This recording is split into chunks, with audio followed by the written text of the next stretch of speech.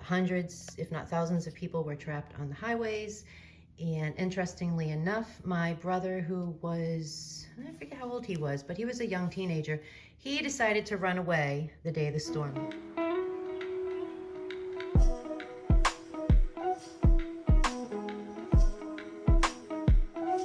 I have 2 items shipping out for eBay today. One item I'm not concerned about. I think the transaction will go along just smoothly. The other item, I'm a little on the fence to see what happens, and I'll explain why in a minute. The first item I have shipping out, which I am a little worried about, I don't know if worried is the right word, but anyway, I'm interested to see what's going to happen with this. So I got this newspaper from my mother's house last year. She had a flood in Maine. They had some flooding last year, coastal flooding, and she had about 4 feet of water in her house, poor thing. But anyway, this was salvaged from her basement, and it is from, it's a 5 days in February. It's the South Middlesex News, which I don't even think they're around anymore. This is from 1978. Interesting, look at the price on that, 50 cents for a special edition. But anyway, this is a special edition all about the 1978 blizzard that happened here in New England. And actually, it was the first time I ever saw snow. Hundreds, if not thousands of people were trapped on the highways. And interestingly enough, my brother, who was, I forget how old he was, but he was a young teenager, he decided to run away the day the storm hit. Yeah, he ran away and we didn't see him for 3 days. We had no idea where he was or anything else. And he took up refuge in an old car sitting in the parking lot or in the driveway.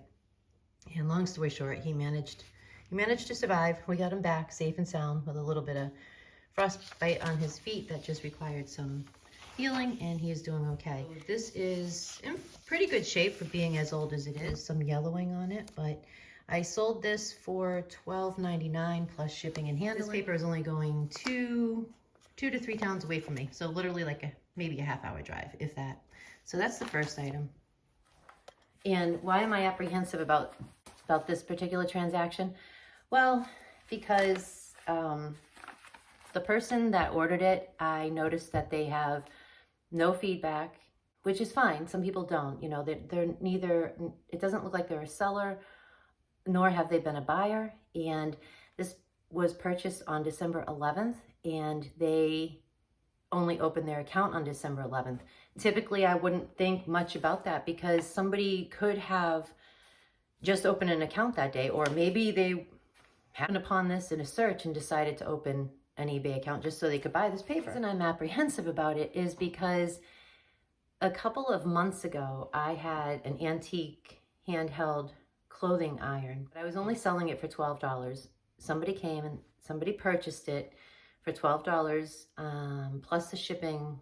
I forget what they paid. I think they probably paid like $7 or something. I'll have to get the receipts out. I was already shipping something out that day. I had an order going out, so the purchase of that iron came in, and I quickly wrapped it up and got it ready to go with that order that day. So within a couple of hours of placing the order, I shipped it. After I went to the post office, I was doing Instacart, standing in line, waiting to check out. I got a message from eBay telling me that the customer wanted, it was from the customer, that she wanted to cancel the order. And I said, oh, the item already shipped, which obviously she knows because she's on UC that the item had shipped. And she insisted that she wanted to cancel it. I said, well, you know what? I'm going to run to the post office and let me see if they haven't shipped it out and I can, you know, just grab it back. So I finished up my order with Instacart, and about an hour later, I went to the post office. Well, I had shipped everything out that morning and it was gone. It had already left. So I came home trying to figure out in my head what to do. I decided, you know what, there's nothing I can do. If I don't cancel the order for the customer, he or she is probably going to leave me bad feedback. I have just recently restarted my eBay store after many years of not doing it, and I'm trying to build good feedback and a reputable site.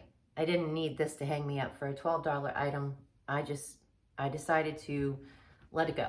We had a few more correspondence. We messaged back and forth. I told her just to keep the item. Well, that brings me to the paper. So a couple of days ago, this paper sold. Interestingly enough, it sold for $12.99, the same price at the iron. So, and same exact thing. The customer, did I say that the customer with the iron, she had just opened her account that day. She had no feedback, nothing selling. She's not a buyer or a seller. I'm going to ship it out. It's $12.99. They paid for shipping and handling, which is shipping by media mail, which is roughly $4.95, I think it was. And yeah, we'll see what happens with that. That's that. The second item I have is, I purchased this actually almost a year ago. I purchased this back in February of this year.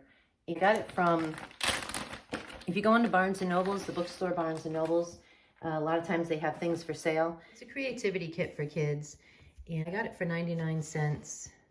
And I just sold it for $7.99 plus shipping and handling. The customer pays. So I'm guessing they probably want it for Christmas. They just purchased it last night and got out in the mail this morning, and hopefully get that to them, because it's probably a good little stocking stuffer for somebody. You know, I almost took it off and I didn't think anybody was going to buy it, but you never know. Things always sell. So I'm going to get these packaged up and head to the post office.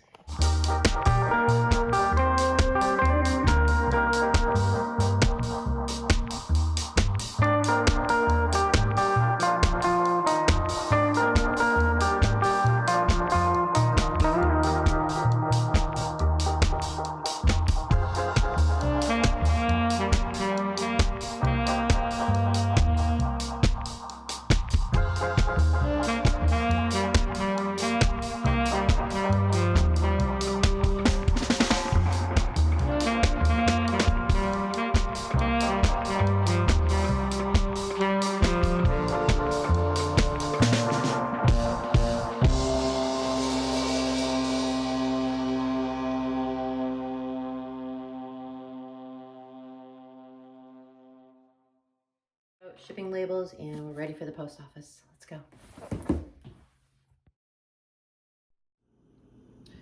And stopping in for lunch at home, I am having a sliced hard boiled egg, drizzled with olive oil, paprika, and fresh cilantro.